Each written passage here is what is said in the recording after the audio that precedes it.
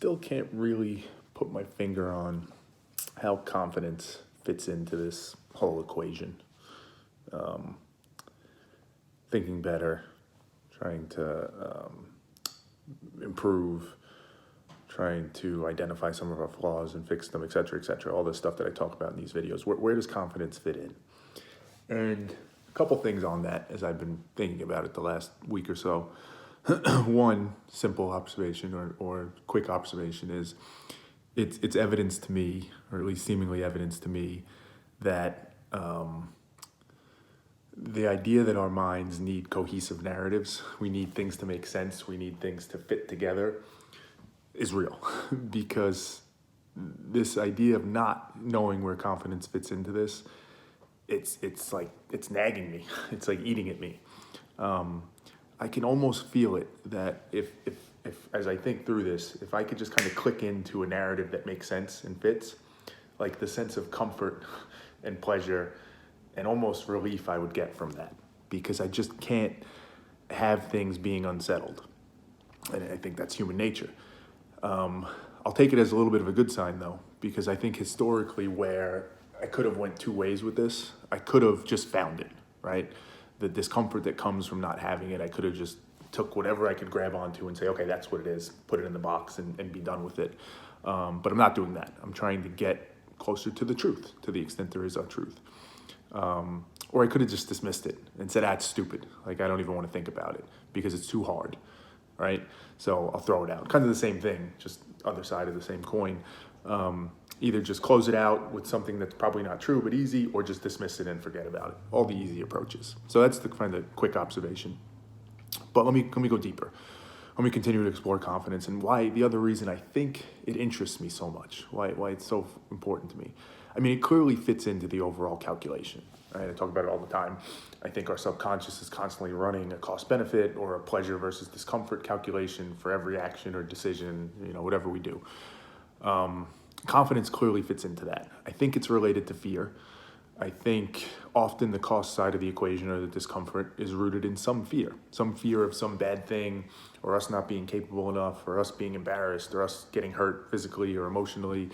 There's always some fear there, typically, that sits at the root of the cost side of it.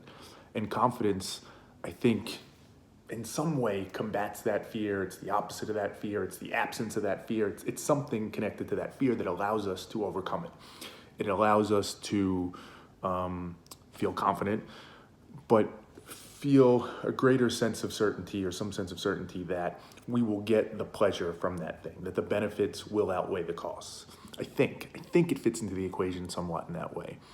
But even at like a more basic level, confidence, I think the wonder that I have is it a bit of a superpower perhaps? Is there some magic to it? Almost like gratitude, like I've talked about in the past. You hear people talk about that with gratitude. When you practice gratitude, the amazing things it can do for you. And confidence is right there. You hear positive thinking and affirmations and things like that, which I think are meant to build confidence. You see athletes and successful people who talk about, their confidence, and they visualize success, and they knew they could do it, and they believed in themselves, and it allowed them to achieve it. You hear stories of people in terms of performing. When they feel confident, they perform so much better. And they could, if it's an athlete, they play better. They feel like they're in the zone, whatever it is. There is some aura around confidence that I think I need to understand. Much like with gratitude, it's not enough to just say, hey, it's just something that works. It's just magical. I need to understand why and what's underneath it. Partially because I'm just curious, but partially because it matters. If there is something to it like that, understanding it at a base level will allow us to optimize it more, will allow us to use it more effectively. It may allow us to understand other things, maybe fear or other things that are related to it. That first principles view of it and really breaking it down and understanding what's underneath it is so critical, particularly if the truth of it is that we can develop confidence through our thinking. Right? It's one thing, as we talked about, to develop confidence by going out and doing the thing, right? That automatically updates your calculation to believe more in the benefit or reduce the cost because you've done it, you survived, worst case scenario didn't happen, you got what you wanted out of it. That helps to make you feel like, okay, I think I could do this. But what if you could do it through thought? What if you could build confidence just through thinking? through being logical and kind of working your way through everything, and it can help you to refine that calculation and build that same confidence. What if you could direct confidence at the things you wanted, right? Towards the things that bring you pleasure. All these things, it gets back to the phrases I always used: optimize, efficiency. That's what it's after, right? There is some goal, there is some objective. And if confidence is going to help us get there quicker, better, faster, with less discomfort, all those things, meet the objective in a better way, all that is things I look for. And confidence seems like it may have something or some answers around that. So I'll keep digging.